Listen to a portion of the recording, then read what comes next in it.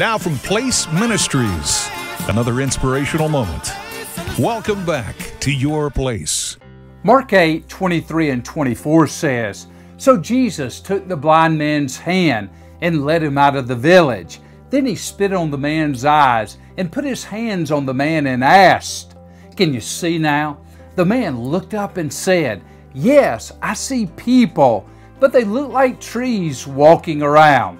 This is another occasion where Jesus healed a blind man.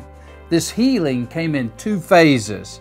It was in two phases, not because Jesus made a mistake, but because he was teaching a lesson to his disciples. So Jesus touches the blind man's eyes and asks him if he can see now. The man says yes, but not clearly.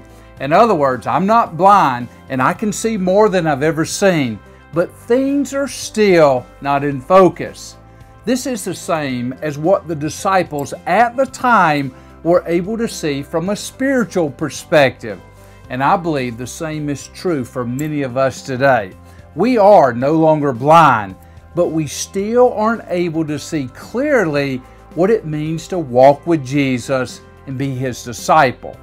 In living out your place in life in ministry, I wonder how clearly you see God's purpose for your life.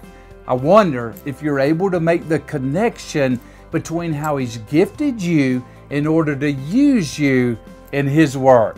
It is my prayer today for each of us that we will continue to allow God to reveal who He is, and that we will continue to adjust our lives to His teachings in order to maximize what He's created all of us to do. Find our lives as we give them away. Your Place is a weekday devotional from Place Ministries. Our focus is helping followers of Christ know how and why God created them, and be encouraged to do what God created them to do in life and ministry. For a list of free resources, go to placeministries.org and join us every weekday right here at Your Place.